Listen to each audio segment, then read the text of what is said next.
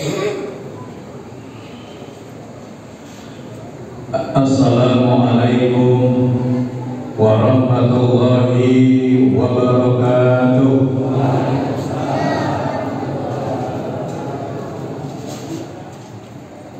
Alhamdulillahilladzi 'allama bil qalam, 'allamal insana ma lam ya'lam. Asyhadu an la ilaha illallah wahdahu la syarika lah, wa asyhadu anna Muhammadan abduhu wa rasuluh.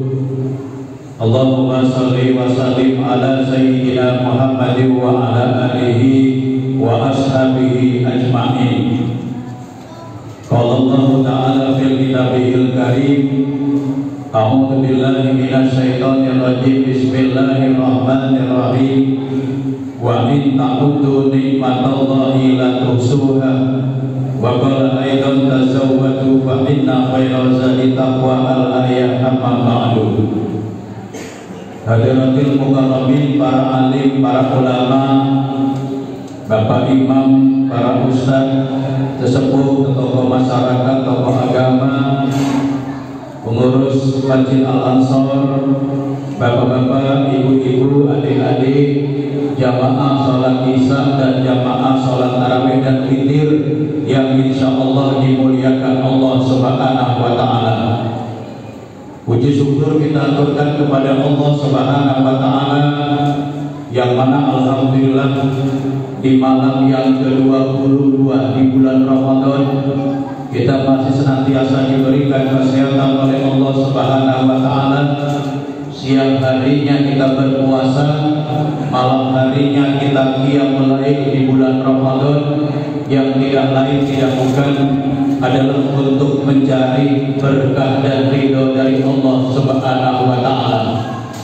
Walaupun kata MC tadi, akhir di bulan Ramadan ini sudah banyak di antara saudara-saudara kita yang sudah mengundurkan diri, yang tidak mengambil bagian kembali untuk bersama-sama melaksanakan sholat tarawih atau qiyamul lail di bulan Ramadan. Maklum saja Bapak dan Ibu, kalau kita ini ibarat permainan sepak bola, kita ini sudah masuk ke babak final. 10 terakhir ini adalah babak final. Mudah-mudahan kita nanti sampai berakhir di akhir bulan Ramadan. Keutamaan daripada bulan Ramadan itu diantaranya adalah barang siapa yang istiqomah sholat berjamaah di bulan Ramadan, maka Allah akan memberikan kepadanya setiap rakaat yang dia lakukan di akhirat nanti akan dibalas oleh Allah Subhanahu wa ta'ala, akan diberikan sebuah kota di dalam surga, yang mana kota itu dipenuhi dengan nikmat-nikmat Allah Subhanahu wa ta'ala. Apalagi kita tahu kepada saudaraku, sholat berjamaah itu ganjarannya berapa kepada ibu? 27 derajat. Kalau sholat sendirian 1 saja. Tapi mengapa orang tidak mau sholat berjamaah? Lebih baik sholat sendirian di rumah, karena pahala tidak nampak. Betul Pak? Mengapa orang melakukan dosa? Karena dosa juga tidak nampak. Seandainya pahala sholat itu bisa dilarikan seperti materi, barang siapa yang sholat berjamaah di Al-Ansor dapat uang 27.000. Ini kira-kira rame gak di masjid kepada ibu? Gak usahlah 27.000. Misalkan barang siapa yang sholat tarawih atau sholat di Masjid Al-Ansor dan Garden, 1 kali sholat dapat 2 kilo minyak goreng. Tapi yakin ini penuh di masjid Pak. 1 kali sholat 2 kilo, 5 kali sholat 10. Itu baru 1 orang. Kalau 1 keluarga 10 orang udah berapa Pak? Dikalikan 1 bulan. Saya yakin Bapak dan Ibu siap sholat tarawih jamaah Masjid Al-Ansor, buka toko, buka warung, jualan minyak goreng. Inilah rahasia Allah Subhanahu wa ta'ala. Maka kita istiqomah, bersyukur. Benar kita ini adalah orang yang dipilih oleh Allah Subhanahu wa ta'ala, sehingga kita selalu istiqomah pada malam hari ini. Salawat beserta salam semoga tetap tercurahkan kehadirat baginda Rasulullah sallallahu alaihi wasallam. Allahumma shalli ala sayyidina Muhammad wa ala ali sayyidina Muhammad, yang mana beliau yang telah mampu membawa umatnya dari zaman yang hancur menjadi zaman yang teratur, dari zaman yang rusak menjadi zaman yang harum semerbak, dari zaman yang tertindas menjadi zaman yang berasas, bahkan dari zaman yang biadab menjadi zaman yang beradab. Tidak lain tidak bukan adalah merupakan perjuangan daripada baginda Rasulullah SAW.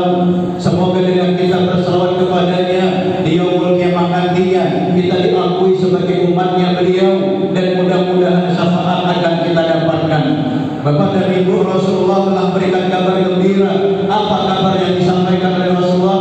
Kullu ummati yadkhulul jannah, setiap umatku pasti akan masuk ke dalam surga, illa man aba, kecuali orang yang tidak mau. Para sahabat bertanya, ya Rasulullah, apakah ada di antara umatmu yang tidak mau masuk ke dalam surganya Allah Subhanahu wa taala? Lantas Rasulullah menjawab, man ata'ani dakhulul jannah wa man asani faqad aba. Barang siapa yang taat kepada perintah Allah, barang siapa yang taat kepada perintahku, dia yang akan masuk ke dalam surganya Allah. Barang siapa yang bermaksiat, tidak ikut dengan perintah Allah dan perintahku, maka dialah orang yang tidak mau masuk ke dalam surganya Allah Subhanahu wa taala. Mudah-mudahan kita digolongkan orang yang selalu mendapatkan berkah dan ridha dari Allah. Surga tanpa kita minta pun pasti akan dikasih oleh Allah Subhanahu wa taala. Amin ya rabbal.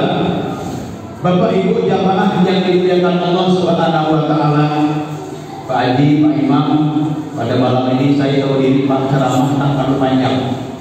Ceramah itu tak perlu lama-lama, apalagi kasih waktu dari PMB itu 15 menit. Syukur kalau 15 menit, mudah-mudahan kurang saja kepada Ibu. Kalau lebih 15 menit diingatkan saya Pak. Kalau sudah diingatkan tak berhenti juga, matikan mic Pak.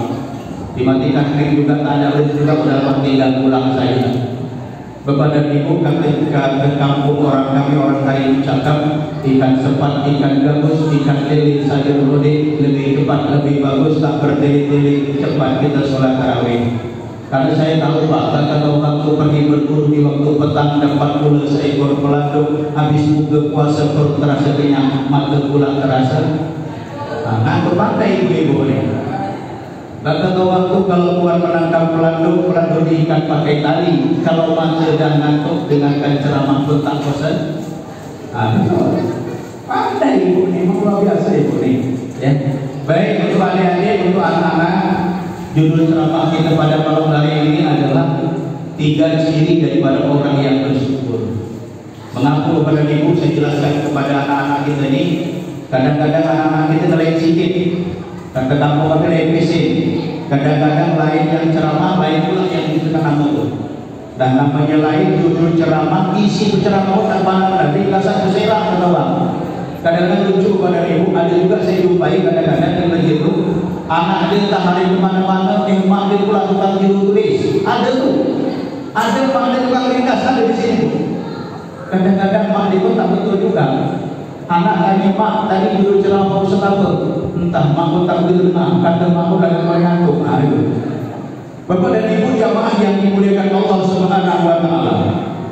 Di awal mukadimah tadi saya sampaikan firman Allah Subhanahu wa taala, apa yang dikatakan Allah Subhanahu wa taala, wa in ta'uddu nikmatallahi la tusuha. Jikalau kalian menghitung-hitung nikmat Allah, kalian tidak akan mampu untuk menghitung nikmat Allah. Mengapa kita tidak mampu untuk menghitung nikmat Allah? Karena nikmat Allah itu terlalu banyak, sehingga kita tidak akan mampu untuk menghitung satu persatu berapa jumlah nikmat yang telah diberikan oleh Allah Subhanahu wa taala. Kita tidak diwajibkan untuk menghitung nikmat Allah, akan tetapi kita diwajibkan oleh Allah Subhanahu wa taala untuk selalu bersyukur terhadap nikmat yang telah Allah berikan kepada kita.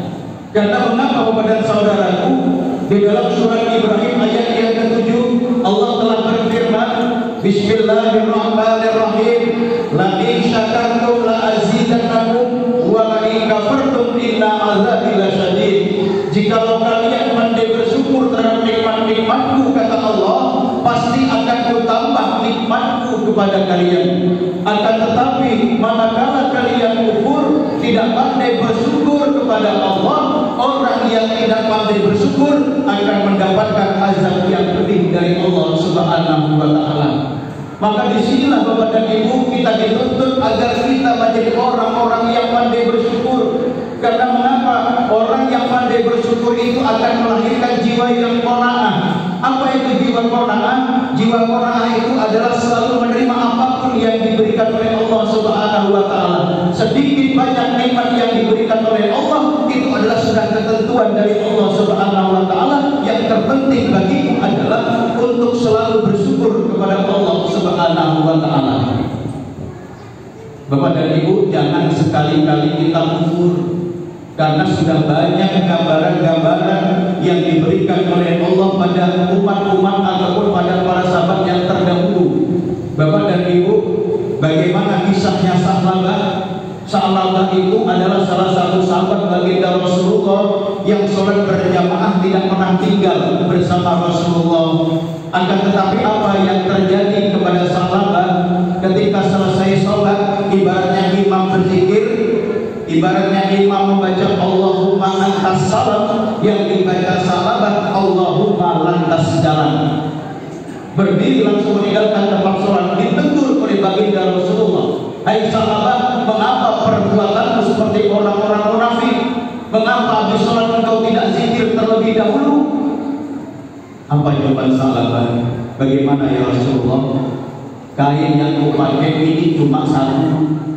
Aku gantian dengan istriku. Kalau kamu tidak cepat-cepat pulang, istriku tidak sholat. Maka doakanlah aku ya Rasulullah agar aku menjadi orang yang kaya. Insya Allah aku akan lebih tekun beribadah kepada Allah Subhanahu wa Ta'ala. Sa'labah ini kepada saudaraku, hidupnya dalam keadaan susah, dia selalu ingat kepada Allah, ibadahnya tekun. Akan tetapi karena kemiskinan itu dia bercepat pulang. Akhirnya dia minta didoakan oleh baginda Rasulullah agar menjadi orang yang kaya. Apa jawaban Rasulullah? Hai Sa'labah, sedikit yang kau miliki itu lebih baik jika engkau pandai bersyukur kepada Allah Subhanahu wa Ta'ala. Setiap jumpa dengan baginda Rasulullah didoakan menjadi orang yang kaya. Akhirnya Rasul berkasihan, didoakanlah Sa'labah menjadi orang